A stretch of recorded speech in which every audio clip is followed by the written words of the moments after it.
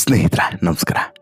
ಬೆಂಗಳೂರಿನ ರಾಜರಾಜೇಶ್ವರಿ ನಗರದಲ್ಲಿ ಕನ್ನಡ, ತೆಲುಗು, ತಮಿಳು ಕಿರುತೆರೆಯಲ್ಲಿ ಮಿಂಚುತ್ತಿದ್ದಂಥ ನಟಿ ನಂದಿನಿ ಅವರು ನೇಣಿಗೆ ಶರಣಾಗಿದ್ದಾರೆ ಎನ್ನುವಂಥ ವಿಚಾರ ಗೊತ್ತಾದ ತಕ್ಷಣ ಒಂದು ದೊಡ್ಡ ದಿಗ್ಭ್ರಮೆ ಈ ಬಣ್ಣದ ಲೋಕಕ್ಕೆ ಬಡಿದಿತ್ತು. ಕಾರಣ ಏನು ಅಂತ ಹೇಳಿದ್ರೆ, ವೃತ್ತಿ ಜೀವನದಲ್ಲಿ ಏನೂ ಕೂಡ ಸಮಸ್ಯೆ ಇಲ್ಲ, ಒಂದಾದ ಮೇಲೆ ಒಂದು ಅವಕಾಶಗಳು. ಕನ್ನಡದಲ್ಲೂ ಕೂಡ ಸಾಕಷ್ಟು ಧಾರಾವಾಹಿಗಳಲ್ಲಿ ನಟಿಸಿರುವಂಥ ನಟಿ, ತಮಿಳು ಮತ್ತು ಈ ತೆಲುಗಿನಲ್ಲಿ ಒಳ್ಳೆ ಪ್ರಖ್ಯಾತಿಯನ್ನು ಹೊಂದಿರುವಂತಹ ನಟಿ ಮತ್ತು ಸಾಕಷ್ಟು ಅವಕಾಶಗಳನ್ನು ಹೊಂದಿರುವಂಥ ನಟಿ. ಇಂತಹದ್ದೊಂದು ನಿರ್ಧಾರಕ್ಕೆ ಯಾಕೆ ಬಂದರು ಅನ್ನುವಂತಹ ಪ್ರಶ್ನೆ ಸಹಜವಾಗಿ ಎಲ್ಲರನ್ನು ಕೂಡ ನಿನ್ನೆಯಿಂದನೂ ಕೂಡ ಕಾಡ್ತಾ ಇದೆ. ಸರ್ಕಾರಿ ಕೆಲಸ ಒಂದು ಕಡೆ, ಮತ್ತೊಂದು ಕಡೆ ಬಣ್ಣದ ಬದುಕು, ಇದೆರಡರ ನಡುವೆ ಜೀವನವನ್ನು ಸಾಗಿಸ್ತಿದ್ದಂಥ ನಂದಿನಿಗೆ ಇಂಥದ್ದೊಂದು ಕಠಿಣ ನಿರ್ಧಾರವನ್ನು ತೆಗೆದುಕೊಳ್ಳಬೇಕಾಗುತ್ತೆ ಅಂತುವಂತಹ ಒಂದು ದಿನ ಬರುತ್ತೆ ಅಂತೇಳಿ ಬಹುಶಃ ಆಕೆಯೂ ಕೂಡ ಆಲೋಚನೆ ಮಾಡಿರಲಿಲ್ಲ ಅಂತೇಳಿ ಅನಿಸುತ್ತೆ. ಬದುಕೆ ಹಾಗೆ, ಬದುಕು ಎಲ್ಲೆಲ್ಲಿಗೂ ಕರ್ಕೊಂಡೋಗಿ ನಿಲ್ಲಿಸ್ಬಿಡುತ್ತೆ. ತಮಿಳಿನ ಗೌರಿ ಧಾರಾವಾಹಿಯ ನಟಿ ನಂದಿನಿಯ ಈ ಸುದ್ದಿಯನ್ನು ಕೇಳಿ ಬಹುಶಃ ತಮಿಳು, ತೆಲುಗು, ಕನ್ನಡ ಮೂರೂ ಭಾಷೆಯ ಈ ಸೀರಿಯಲ್ನ ವೀಕ್ಷಕರು ಏನಿದ್ದಾರೆ, ಇವರು ಒಂದು ರೀತಿಯಲ್ಲಿ ದಿಗ್ಭ್ರಾಂತಿಗೆ ಒಳಗಾಗಿರೋದು ಇದೇ ಮೊದಲು ಅಂತಲೂ ಕೂಡ ಅನಿಸುತ್ತೆ. ಹಾಗಾದರೆ ಅಸಲಿಗೆ ನಂದಿನಿಗೆ ಆದಂತಹ ಸಮಸ್ಯೆ ಏನು? ನಂದಿನಿ ಇಂಥದ್ದೊಂದು ಕೆಟ್ಟ ನಿರ್ಧಾರವನ್ನು ತೆಗೆದುಕೊಳ್ಳೋದಕ್ಕೆ ಕಾರಣ ಏನು? ಸ್ಫುರದ್ರೂಪ ಸೌಂದರ್ಯ, ದೇವರು ಕೊಟ್ಟಂತಹ ಸುಂದರವಾದಂಥ ಸೌಂದರ್ಯ ಇತ್ತು. ಅವಕಾಶಗಳಿಗೇನು ಕೂಡ ಕೊರತೆ ಇರಲಿಲ್ಲ. ಎರಡೆರಡು ರೀತಿಯಲ್ಲೂ ಕೂಡ ದಾರಿಗಳು ಓಪನ್ ಇತ್ತು. ಯಾವುದಾದ್ರೂ ಒಂದು ದಾರಿಯನ್ನು ಆಯ್ದುಕೊಳ್ಳಬಹುದಾಗಿತ್ತು. ಹಾಗಿದ್ರೂ ಕೂಡ ಇಂಥದ್ದೊಂದು ದುಡುಕಿನ ನಿರ್ಧಾರಕ್ಕೆ ಈಕೆ ಬಂದಿದ್ದು ಯಾಕೆ ಅನ್ನುವಂತಹ ವಿಚಾರವನ್ನು ನೋಡ್ತಾ ಹೋದಾಗ ಸಾಕಷ್ಟು ಇಂಟ್ರೆಸ್ಟಿಂಗ್ ಸಂಗತಿಗಳು ಗೊತ್ತಾಗ್ತಾ ಹೋಗುತ್ತೆ. ಹಾಗಾದರೆ ಯಾರು ಈ ನಟಿ ನಂದಿನಿ? ಈಕೆಯ ಹಿನ್ನೆಲೆ ಏನು? ಈಕೆ ಇಂಥದ್ದೊಂದು ನಿರ್ಧಾರವನ್ನು ತೆಗೆದುಕೊಂಡಿದ್ದು ಯಾಕೆ? ಎಲ್ಲವನ್ನು ಕೂಡ ನೋಡ್ತಾ ಹೋಗೋಣ. ಅದಕ್ಕಿಂತ ಮುಂಚೆ ನೀವಿನ್ನೂ ಕೂಡ ನಮ್ಮ ಚಾನಲನ್ನು ಸಬ್ಸ್ಕ್ರೈಬ್ ಮಾಡಿಲ್ಲ ಅಂದರೆ ದಯವಿಟ್ಟು ಕೂಡಲೇ ಸಬ್ಸ್ಕ್ರೈಬ್ ಮಾಡಿ ಸ್ನೇಹಿತರೆ. ಬಣ್ಣದ ಲೋಕ ಅಂತ ಹೇಳಿದ್ರೆ ಅದೊಂದು ವಿಶೇಷವಾದಂತಹ ವ್ಯಾಮೋಹನ ಹೊಂದಿರುವಂಥ ಲೋಕ. ಈ ಬಣ್ಣದ ಲೋಕಕ್ಕೆ ಬರೋದು ತುಂಬ ಕಷ್ಟ. ಬಂದ ಮೇಲೆ ಇಲ್ಲಿಂದ ಹೊರಗಡೆ ಹೋಗೋದಿದೆಯಲ್ಲ, ಅದು ಇನ್ನಷ್ಟು ಕಷ್ಟ. ಯಾಕಂತ ಹೇಳಿದ್ರೆ ಅಲ್ಲಿನ ಸೆಳೆತನ ಹಾಗೆ ರೀ. ಅಂದರೆ 4 ಜನ ನಮ್ಮನ್ನು ಗುರುತಿಸ್ತಾರೆ, ಗೌರವಿಸ್ತಾರೆ, ಜೊತೆಗೆ ಒಂದಷ್ಟು ಅವಕಾಶಗಳು ಸಿಗುತ್ತೆ ಅಂಥೇಳಿ ಗೊತ್ತಾಗಿದ್ದು ನಂತರ ಬದುಕು ವಾಪಸ್ ಬರೋದಕ್ಕೆ ಒಪ್ಪೋದೇ ಇಲ್ಲ. ಅಲ್ಲೇ ಇರೋಣ, ಕಷ್ಟನೋ ಸುಖನೋ, ಕಡಿಮೆನೋ ಜಾಸ್ತಿನೋ, ಸಿಕ್ಕಷ್ಟು ಅವಕಾಶಗಳಲ್ಲಿ ನೆಮ್ಮದಿಯಾಗಿ ಬದುಕೋಣ ಅನ್ನುವರೇ ಹೆಚ್ಚು. ಅದರಲ್ಲೂ ಕೂಡ ಹೆಣ್ಣು ಮಕ್ಕಳಿಗೆ ಈ ಬಣ್ಣದ ಲೋಕದಲ್ಲಿ ಇರುವಷ್ಟು ಸವಾಲುಗಳು ಬೇರೆ ಯಾವುದೇ ಫೀಲ್ಡ್ನಲ್ಲಿ ಇಲ್ಲ ಅಂತಲೂ ಕೂಡ ಅನಿಸುತ್ತೆ. ಹಾಗಿದ್ದರೂ ಕೂಡ ಆ ಸವಾಲುಗಳನ್ನೇ ತಮ್ಮ ಸಾಧನೆಯ ಮೆಟ್ಟಿಲುಗಳನ್ನಾಗಿಸಿಕೊಂಡು ಬಣ್ಣದ ಲೋಕದಲ್ಲಿ ಬೇರೆ ಬೇರೆ ಭಾಷೆಗಳಲ್ಲಿ ಮಿಂಚ್ತಾ ಇರುವಂಥ ಅದೆಷ್ಟೋ ಕಲಾವಿದರು ನಮ್ಮ ಜೊತೆಗೆ ಇದ್ದಾರೆ.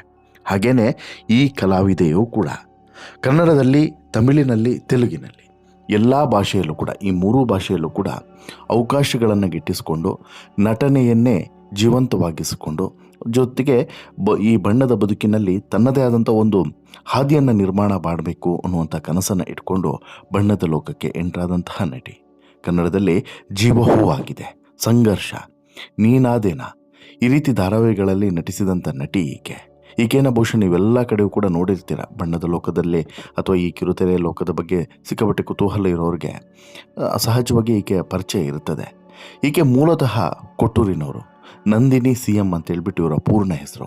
ಆದರೆ ಬೆಂಗಳೂರಿನಲ್ಲಿ ವಾಸವಿದ್ದರು, ಬೆಂಗಳೂರಿನ PG ಒಂದರಲ್ಲಿ ವಾಸವಿದ್ದರು.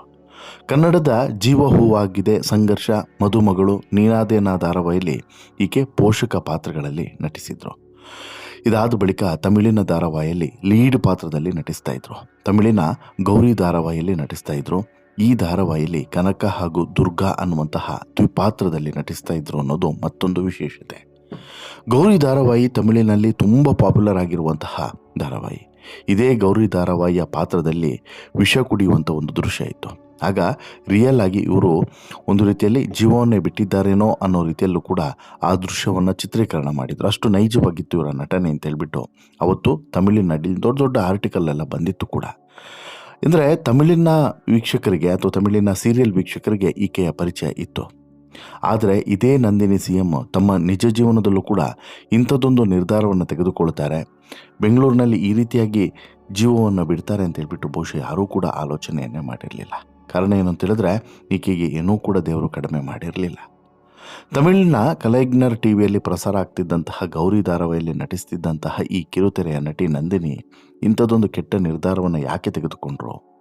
ಜೊತೆಗೆ ಈ ನಿರ್ಧಾರವನ್ನು ತೆಗೆದುಕೊಳ್ಳೋದಕ್ಕಿಂತ ಮುಂಚೆ ಆಕೆ ಬರೆದಿಟ್ಟಿರುವಂತಹ ಪತ್ರದಲ್ಲಿ ಏನಿದೆ, ಜೊತೆಗೆ ಮದುವೆಯ ಒತ್ತಡ ಮತ್ತು ಕೆಲಸದ ಒತ್ತಡ ಇದೆರಡೂ ಕೂಡ ಈಕೆಯನ್ನು ಒಂದು ರೀತಿಯಲ್ಲಿ ಬದುಕಿನ ಮತ್ತೊಂದು ಭಾಗಕ್ಕೆ ಕರೆದುಕೊಂಡು ಹೋಗುವಂತೆ ಯತ್ನ ಮಾಡಿತು. ಅದು ಈಕೆಗೆ ಬಣ್ಣದ ಬದುಕನ್ನು ಬಿಡೋದಕ್ಕೆ ಒಪ್ಪಿಗೆ ಇರದಂಥ ಕಾರಣಕ್ಕೋಸ್ಕರ ಈಕೆ ಇಂಥದ್ದೊಂದು ನಿರ್ಧಾರವನ್ನು ತೆಗೆದುಕೊಂಡ್ಲ ಅನ್ನುವಂಥ ಪ್ರಶ್ನೆಯೂ ಕೂಡ ಮೂಡ್ತಾ ಇದೆ.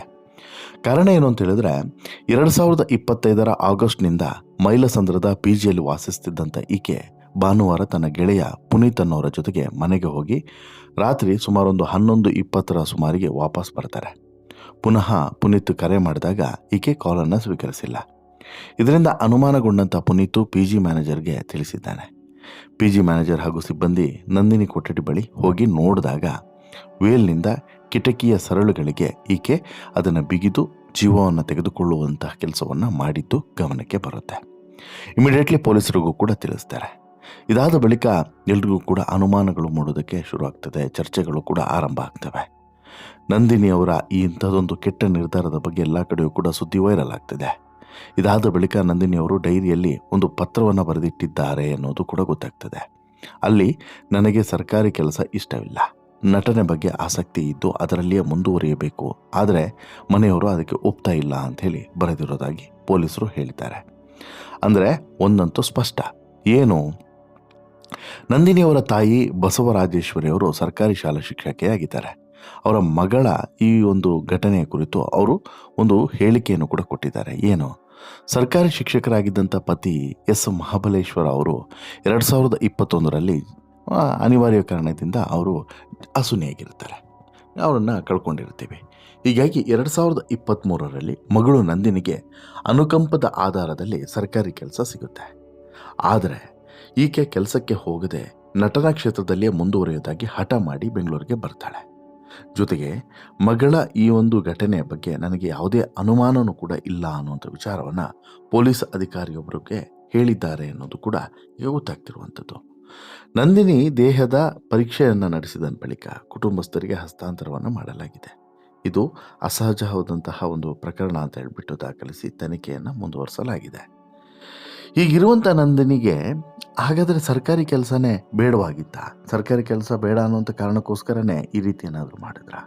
ಅಥವಾ ಮದುವೆ ಅನ್ನುವಂಥ ವಿಚಾರಕ್ಕೇನಾದರೂ ಮನನೊಂದಿದ್ರ? ಅಂದರೆ ಮದುವೆ ಆಗಬೇಕು ನೀನು ಅನ್ನುವಂಥ ಒತ್ತಡ ಏನಾದರೂ ಇತ್ತ? ಆ ಕಾರಣಕ್ಕೆ ಏನಾದರೂ ಮನನೊಂದಿದ್ರ? ಈ ರೀತಿ ಸಾಕಷ್ಟು ವಿಚಾರಗಳು ಈಗ ಇವರ ವಿಚಾರದಲ್ಲಿ ಚರ್ಚೆಗೆ ಬರ್ತಾ ಇದ್ದಾವೆ. ಅಂದರೆ ಏನೇನಾಗಿತ್ತು ಅಂತ ಹೇಳ್ಬಿಟ್ಟು. ಇವರು ಮೂಲತಃ ವಿಜಯನಗರ ಜಿಲ್ಲೆಯ ಚಿಟಗೇರಿ ಗ್ರಾಮದಲ್ಲಿ ಇದ್ದಂಥವ್ರು, ಕೊಟ್ಟೂರು ಸಮೀಪ ಅಲ್ಲಿದ್ದಂಥವ್ರು. ಅಲ್ಲಿಂದ ಬೆಂಗಳೂರಿಗೆ ಬಂದಿದ್ದರು. ಬೆಂಗಳೂರಲ್ಲಿ ಈ ರೀತಿ ಒಂದು ಕೆಟ್ಟ ನಿರ್ಧಾರವನ್ನು ಇವರು ತೆಗೆದುಕೊಳ್ತಾರೆ ಅಂತ ಹೇಳ್ಬಿಟ್ಟು ಬಹುಶಃ ಯಾರು ಕೂಡ ಆಲೋಚನೆಯನ್ನು ಕೂಡ ಮಾಡಿರಲಿಲ್ಲ. ಯಾಕಂತ ಹೇಳಿದ್ರೆ ದೇವರು ಈಕೆಗೆ ಏನೂ ಕೂಡ ಕಡಿಮೆಯನ್ನು ಮಾಡಿರಲಿಲ್ಲ. ಒಳ್ಳೆ ಅವಕಾಶಗಳು, ಒಳ್ಳೊಳ್ಳೆ ಸೀರಿಯಲ್ಗಳಲ್ಲಿ ಅವಕಾಶಗಳು ಇಂಥದ್ದೆಲ್ಲ ಸಿಕ್ತಂಥ ಸಂದರ್ಭದಲ್ಲಿ ಅದನ್ನು ಸದುಪಯೋಗ ಪಡಿಸ್ಕೊಳ್ಬೇಕಾಗಿತ್ತು. ನಾನು ಹೇಳುವಂಥದ್ದು ಈಗ ವೈಯಕ್ತಿಕವಾಗಿ, ಈಗ ನಂದಿನಿಗೆ ಕೆಲಸ ಇಷ್ಟ ಇರಲಿಲ್ಲ ಅಂತಲೇ ಇಟ್ಕೊಳ್ಳೋಣ. ಕೆಲಸ ಇಷ್ಟ ಇರಲಿಲ್ಲ ಅಂದರೆ ಹೇಳಿದ್ರೆ ಆಯ್ತಪ್ಪ, ಇಲ್ಲ ನನಗಿಷ್ಟ ಇಲ್ಲ, ನಾನು ಹೋಗೋದಿಲ್ಲ ಅಂತೇಳಿ ಮುಗೀತು. ಹೋಗಲಿ. ಮದುವೆ ವಿಚಾರನ, ಇಲ್ಲ ನಾನು ಇಂಥವ್ರನ್ನ ಪ್ರೀತಿಸ್ತಿದ್ದೀನಿ, ಇವ್ರನ್ನ ಮದುವೆ ಆಗ್ತೀನಿ, ಮುಗೀತು. ಅದನ್ನು ಬಿಟ್ಕೊಂಡು ಆ ಸುಂದರವಾದಂಥ ಬದುಕನ್ನು ಅಂತ್ಯ ಮಾಡಿಕೊಂಡಿದ್ದು ಮಾತ್ರ ಇದು ನಂದಿನಿಯ ಘೋರ ದುರಂತ ಅಂತ್ಯ ಅಂತಲೇ ಹೇಳ್ಬೋದು. ಮತ್ತು ಅತ್ಯಂತ ಕೆಟ್ಟ ನಿರ್ಧಾರ, ತಪ್ಪು ನಿರ್ಧಾರ ಅಂತಲೂ ಕೂಡ ಯಾವುದೇ ಅನುಮಾನ ಇರುತ್ತೆ ಹೇಳ್ಬೋದು.